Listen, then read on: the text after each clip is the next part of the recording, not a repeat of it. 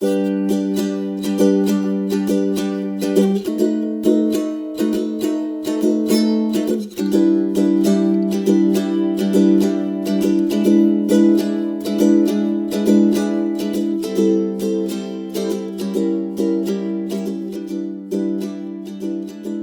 everybody, and welcome to a new episode of Translating Love. I'm Danielle.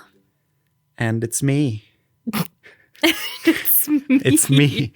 I don't know. I have a hard time to say my name in English because I think it sounds dumb. So I just go with Wolfie now. Wolfie, because that's everyone calls me Wolfie. So it's Danielle and Wolfie, everybody. Honestly, now it's weird because now I'd rather say I'm Danny because it's more comfortable for me. Then from now on, it's Danny and Wolfie.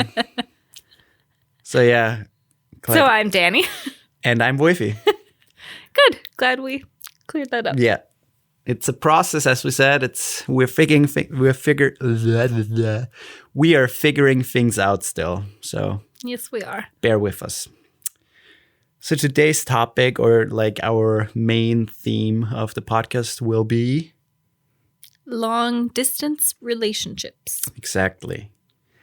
Since it's not a really, common topic because not a lot of people are in a long distance relationship or don't have any experiences with long distance relationship. I think a lot of people are. Yeah, I mean, but sure. I guess the majority of relationships are not long distance. Yeah, sure. But I mean, there are also a lot of different, kinds of long distance relationship. Yeah. And I think let's just talk in general why we have an opinion about it, and our experience with it. I think is pretty interesting. So if you listened, maybe if you listened to the other two podcasts that we did the first two, yeah. If you listen to the first two podcasts that we did, you would know that we for a little while had technically a long distance relationship, and I would say almost a year. I mean, we weren't really officially dating, but we had feelings for each other, and that was our only means of communication because he's from Austria and I'm from the US. So we had, I would guess, maybe 8 months. Maybe. Yeah. I don't know if it was 8 months total, but it was, I would say, around half a year where we just communicated over Skype or WhatsApp or whatever. And we tried to make the best out of it. And coming from a previous relationship where I had like some sort of long distance or like shorter distance relationship because she was studying somewhere else. And so I only saw her in like longer weekends or when I came to visit her. I knew that I hated it. And I also knew that I don't want to do it again.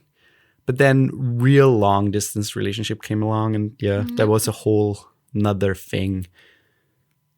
A whole nother. That was a completely different thing. Yeah. Yeah. And for me, I had never done any type of long distance. I mean, I had dated people who were a little older than me sometimes. So they would be like when I was in high school, I dated somebody who was in college. And so I didn't see him that often, but otherwise, I never really had any separation that was more than like a day or two between people I was dating. So I didn't have any experience with the long distance thing. I mean, I think the long distance relationship can be a good thing, partly or like for some time. I don't know that I'd say it's a good thing, I mean, but it can be manageable for some time. Yeah, exactly. That's what I mean. I mean, if you have to work somewhere else for a couple of weeks or maybe a month, whatever, that's doable. If there's like a time limit to it, that's doable. But if you have completely separate lives somewhere else and you try to manage running this relationship, it's pretty hard. And you also don't know when exactly something's going to happen or when am I going to see this person again. You don't, when that's not like a fixed time or a set time, I think it makes it a lot more difficult. Yeah.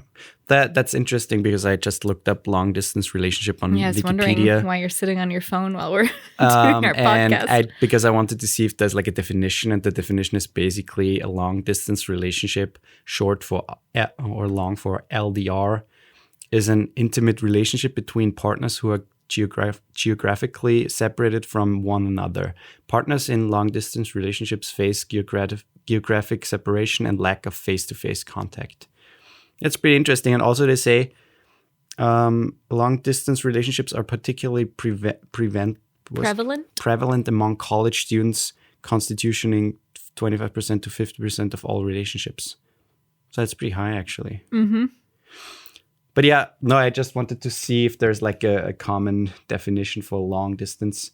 But I guess everything that's not manageable, driving back and forth every day or seeing each other like on a short notice of time, I think. Well, and I didn't even think about the whole college aspect where you have like these high school sweethearts and it's very common that they don't go to the same college. And in the US, it's a lot different than in Austria where it's not usually just a couple hours drive. Austria is very small. Yeah. And how long does it take to drive like basically from north to south? Let's say from like the longest drive from Vienna to Vorarlberg is, I don't know, about 6 hours, I would guess 6 hours drive, something like that. So the longest you'd have to drive to get from point A to point B in Austria is 6 hours. Yeah.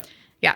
So that gives you a little perspective then. But if you're in the US especially, you might live like in my case, there are people, we lived in Wisconsin and they studied in California, they studied in New York, they studied even in Minnesota. I mean, it's still a bit of a drive. So I didn't even really think about that. The thing is, I think the hardest for me personally was the time difference. That was awful. The long distance is something I adjusted pretty fast because I was used to it already a little bit and I knew it, so it wasn't that bad. I mean, sure, you miss the person, but it was manageable. But the time difference aspect of the whole situation, where she was living in Portland, I was still located in Austria, and there's like a 9 hour time difference. So I was 9 hours. He was 9 hours ahead. I was 9 hours behind. Exactly. So you had always to manage somehow you have to basically share your time schedule every day and say like, okay, I'm doing this.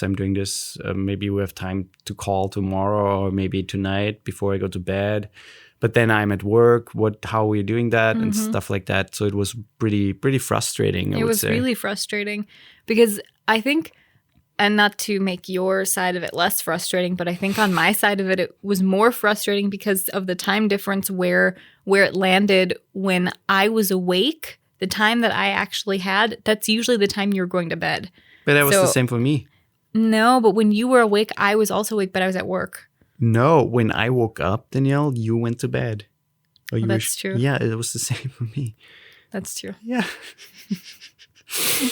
So it was pretty even, I think, because I tried to wake up a little early every day, so I had more time with you. And I tried to stay up really late, so I had more time with you. I did the same, and at night I stayed up late until, I don't know, 1, 2 in the morning to chat and Skype or whatever. That's what I wanted to say, because usually by the time I woke up, he was already sleeping because of the time difference. So when I woke up, I had to wait half of my day before he was up, more than half. I mean, it was like not until 3 o'clock, 4 o'clock in the afternoon, my time, that he would actually be awake. Yeah. So that was not always super easy.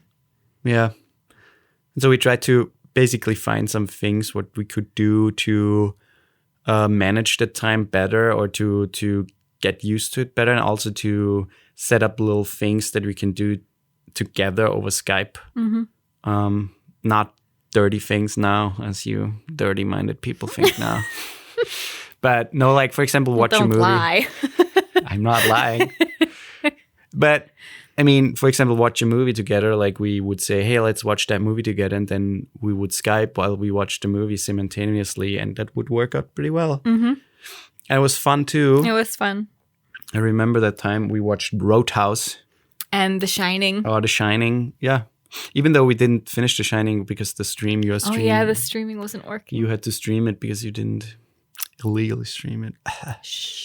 But yeah, So yeah, we tried to basically find some things we could do besides the regular texting. Mm-hmm. And one big thing was also like sending little videos. That was my favorite.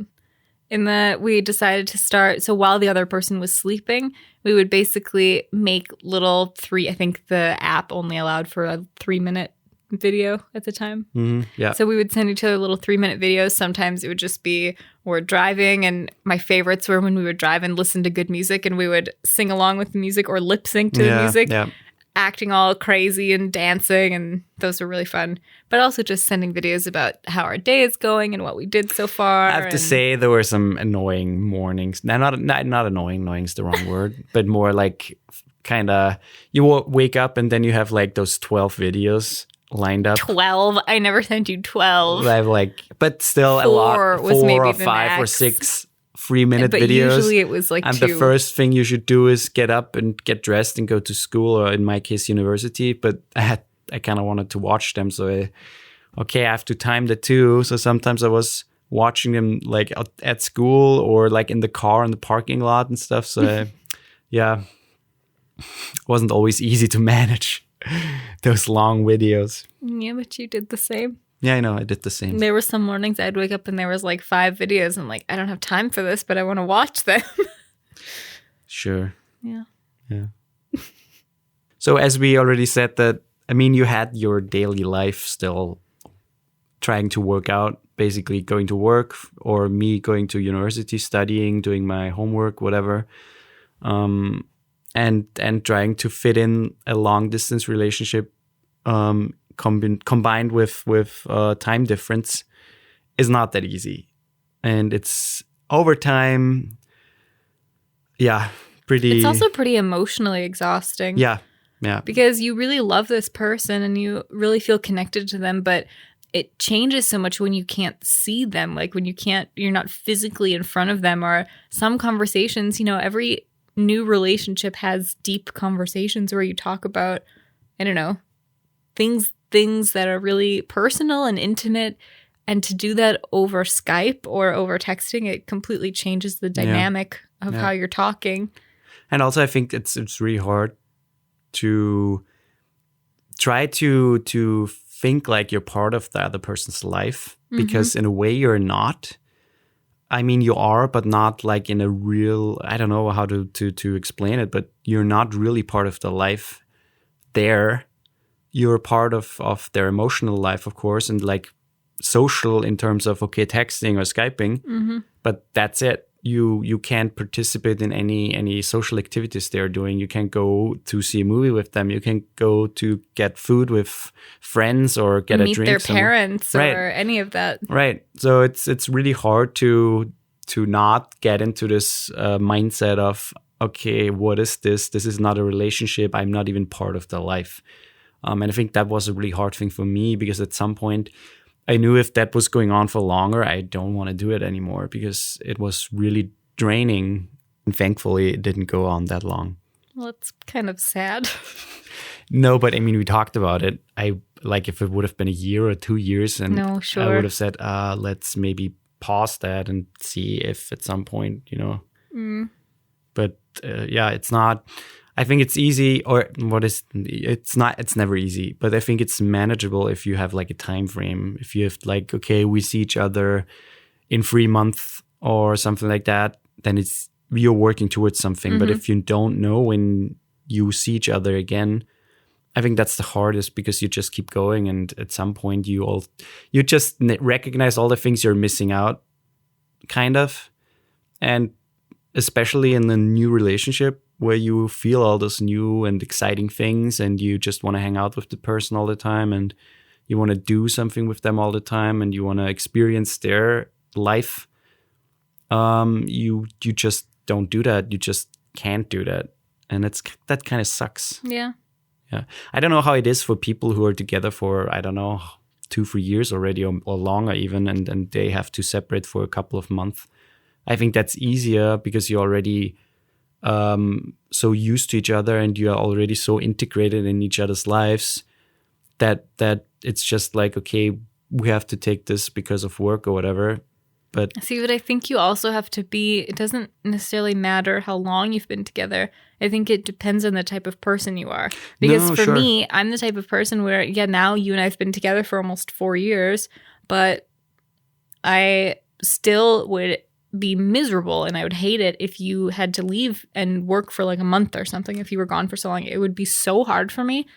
But if like a week here and there, I could probably handle, but even that would be so emotionally hard for me. But that's just the person I am. That's like my personality. No, sure. I mean, I'm not saying that, but in general, I think if you already living with this person, or you already integrated your lives, or you have one life together, I think it's much easier to say, okay, or not easier, but I think you don't have all those things like, okay, I want to spend every minute with that person. I want to, like in the first early days of a relationship where you feel all those feelings, and you just can't basically separate each other. You can't just go for a day without them.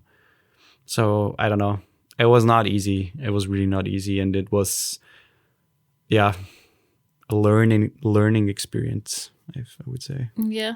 Yeah, we learned a lot about that time. I think we also had it a little bit lucky in some senses where most of the time we knew when we were going to see each other again. Yeah. So when you came in the summer in July, then you left. I saw you for a week and then you left. And then we both knew that I was coming to see you in October. Yeah. So it's like it was still a long wait until we had to see each other again, but it was manageable because we knew we were going to see each other again. Yeah, right. And I think after I left, after that visit, that's when it got really hard, because at that point we had no idea when we would see each other again, even though it was only then 3 months later and then I moved here. Yeah, not even 3 months, yeah. But we didn't know that until a month before. Yeah. So we went 2 months with just complete, I have no idea when I'm going to see this person again, and that's really miserable. And also that comes with, okay, maybe it's 2 months, maybe it's half a year, maybe it's 2 years. So there's this uncertainty that goes along with it, and I think that uncertainty can kill a relationship. Totally. Because as I said, I would have probably not done it if it would have lasted a year or 2 years, because it's fucking hard. Yeah. It's fucking hard. But I also think on the other side of that neither of us would have let it get to that point where it lasted a year or 2 years. No. Because we both felt something so strongly for each other that neither of us would be like, okay, at this point I'm just done, because whatever. We would both say, okay, who's coming next and when can we do that? Yeah, sure. Even if it were just for a visit and not me moving here, which is what happened. But I think because of how we felt about each other and feel about each other, that wouldn't have even really been. But even that, I think even the visits are nice, but it's like that still sucks. It's okay. You have this time, maybe 2 or 3 weeks, or maybe a little longer because you have vacation time or whatever. But then it's back in your life, and that is, I think that's the critical part of the whole thing. Then you separate again, and you basically go back to your life, which has nothing to do with the other person, which is like hard. See, but then again, on the other side of it, that's why it's so interesting how much a long distance relationship can suck. But at the same time, us having that long distance relationship made me realize just how important you were to me, because I already knew that I loved you, and I knew that I had these really strong feelings for you. But when I had to sit on the plane to come home after I visited you, the fact that I was so miserable, it was like an 18-hour travel day. I cried probably 75% of that. And I was miserable. It was the worst plane ride of my entire life. But that was also kind of a good thing, because that showed me, okay, this is what I want. This is not nothing. This is not a fling. This is, if I feel like this, then I mean, that's real. That's what I meant with it can be a good thing, because you see, or you realize how much you mean to the person, and vice versa. So yeah, for some time it can be a good thing. I think it can destroy a relationship as tight, as strong as it is. But yeah, it can be definitely a good thing. I think the most important thing is that both sides are putting in the same amount of effort. And that's true for anything in any relationship, but especially long distance. If the other person isn't putting in as much effort as you are to plan when to see each other next, or to write you every day just to see how you're doing, or to help plan when can we at least talk on the phone again, or when can we Skype again, if that's not both ways, then it doesn't work. Yeah. And also I think keeping the relationship going as it is, in terms of, okay, what is happening in normal relationships, like arguing and stuff like that. You have to do that. You should do that, because it's important to get those things out. And most importantly, when you don't see each other, you can basically hold stuff back, or you swallow them, or you just try to forget them. But it doesn't work that way. So you should make time for that too, even though time is short most of the time. You should just try to get those things out too. And if it's needed, then argue for an hour. Don't just hang up and try to ignore the calls. Just do it. That's the other thing with when you're arguing in like long distance terms. I think it's way worse than because when you live together and you argue, you might go away from each other for a few hours, or maybe not talk the rest of the day if it's a really big argument. But when it's long distance, that makes it even harder, I think, when you argue, because unless you can find a way to argue where you reach a conclusion together within the time that you're arguing, that it's like, okay, maybe the other person is so pissed that they just never speak to me again, or they don't text me again, or they don't call me for 3 days. And I think that also is pretty shitty, because every argument also feels like, okay, this could be the end, because what do they have to lose? Yeah. We're already so far apart, so... Yeah, and I think that the thing that comes in there again is you have to put in the same amount of work and energy, because ultimately you want that to work. And if one person doesn't put in the time and the energy, they might not be fully in it, or struggle with the whole deal, and that's also okay. But I think talking about it, being open about it, and also trying to nobody enjoys it. Nobody's like, yeah, let's keep that going for another year, because it's so much fun. So I think you have to see both sides in it. And it's also fine if you argue and you have to take your time. And if you say like, hey, okay, let's talk about it tomorrow because I need time to think about it, then do that. But then come back to it and not just say, okay, I can just push it back another day because she or he is not here anyways.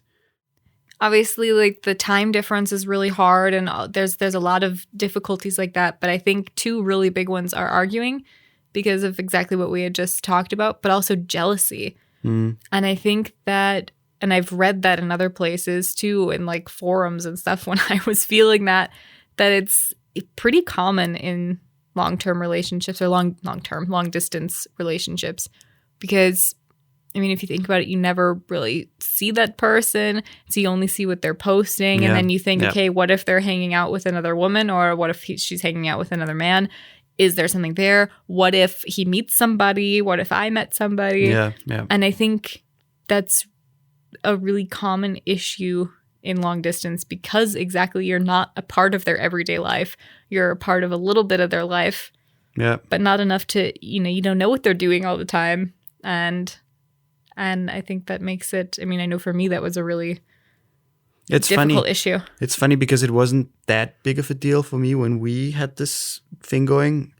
But when I look back at my first like long distance thing with my previous girlfriend, I had that thing. I had massive trust issues, and I was jealous of everything. And I ultimately realized that it wasn't her.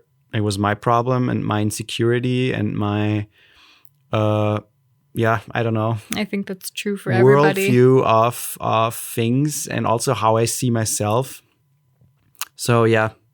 But I think because of that, I managed to stay not jealous over our long distance thing, thankfully. I mean, you had said to me a few times that you felt it, but not probably to the extent that I did. No. I'm talking about like really toxic jealousy, where you have the worst kind of thoughts, and I don't know, it's like really destructive. No, I never had that. No. I wouldn't say that mine was so bad that it was like toxic jealousy, but it definitely affected me. Not every day, but once in a while I would get something like if you said that you went hiking one time with one of your girlfriends. Yeah. And because it's one of those things where if you don't know the people, it makes it harder. So me not having ever met her was like, okay, is she like super pretty? They're going hiking together. They're alone. They're in the woods. You know, it's just like your head goes to all these places that you don't want it to go. And I think it's hard to